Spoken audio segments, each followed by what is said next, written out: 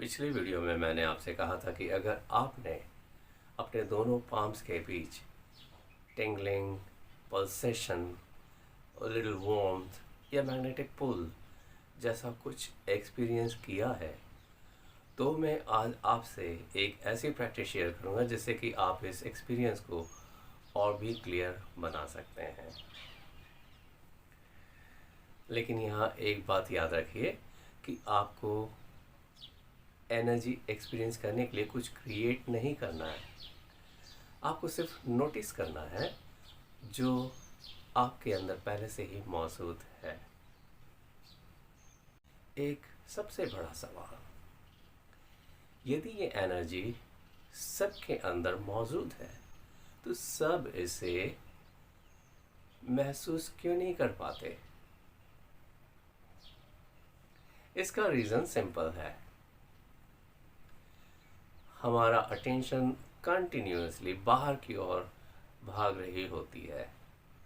Phone, social media, stress, भविष्य की चिंता और भूतकाल की यादें और न जाने क्या क्या।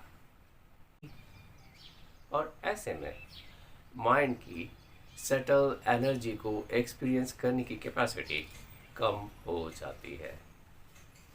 जब पानी की सतह हिल रही हो तो उसमें हम हमारा रिफ्लेक्शन क्लियरली नहीं देख सकते, नहीं दिखेगा। लेकिन जब जल शांत हो तो सब कुछ साफ नजर आने लगता है। माइंड का भी बिल्कुल ऐसा ही है। और इसीलिए मैंने आपसे बॉक्स ब्रीदिंग के विषय में पहले ही शेयर किया था। बॉक्स ब्रीदिंग केवल एक ब्रीदिंग एक्सरसाइज नहीं है। बॉक्स ब्रीदिंग माइंड को काम करने का एक बहुत पावरफुल टूल है। और जब माइंड काम होने लगता है तो अवेयरनेस बढ़ने लगती है। और जब अवेयरनेस बढ़ने लगती है तो माइंड की सटल सेंसेशंस को फील करने की कैपेसिटी बढ़ने लगती है। और उन सेंसेशन को हम महसूस कर पाते हैं जो पहले इग्नोर हो जाती थी।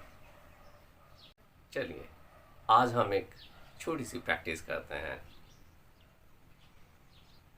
आप जहाँ कहीं बैठे हो बस कंफर्टेबल हो जाएं, पीठ सीधी करें, गर्दन सीधी करें, लेकिन कंधे रिलैक्स रहें और आंखें बंद कर लीजिए। एक लंबी गहरी सांस लीजिए और धीरे धीरे छोड़िए।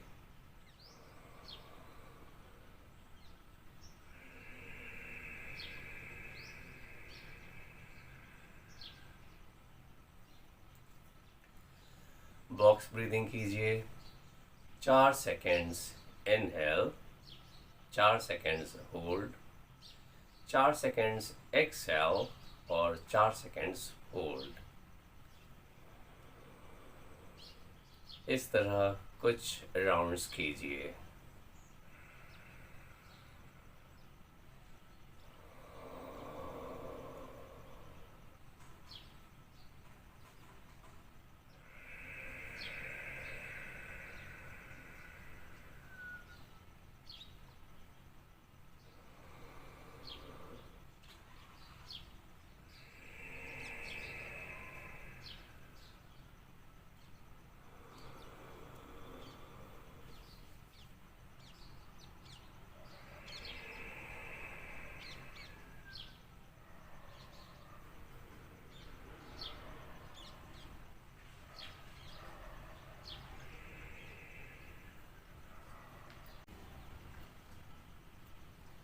अपना अटेंशन दोनों हथेलियों पर ले आइए।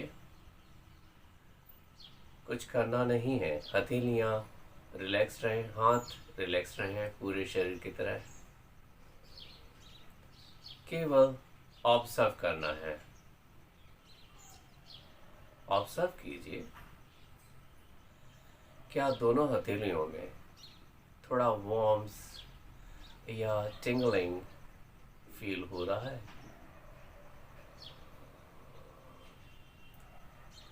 कुछ वाइब्रेशन या पल्स जैसा फील हो रहा है?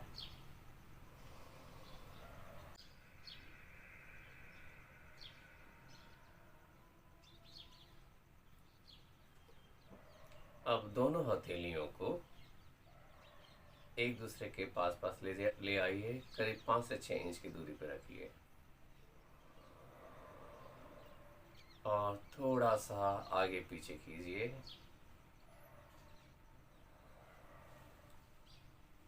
फील कीजिए, देखिए क्या दोनों पाम्स के बीच में हल्का सा प्रेशर जैसा महसूस हो रहा है या एक मैग्नेटिक पुल जैसा,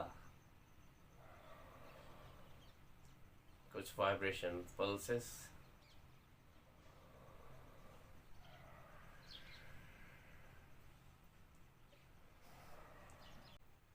कुछ भी फोर्स मत कीजिए, बस अवेयरनेस बनाए रखिए।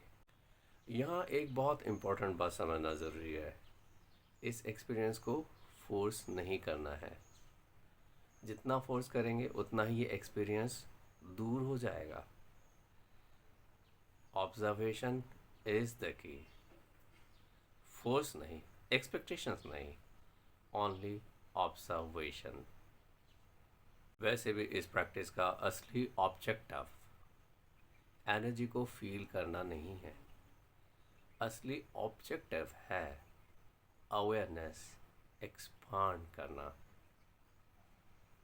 जब अवेयरनेस बढ़ने लगती है, स्ट्रेस कम होने लगता है, रिएक्शंस कम होते हैं, डिसीजन मेकिंग इम्प्रूव होती है और धीरे धीरे अंदर एक इनर कामनेस डेवलप होती है।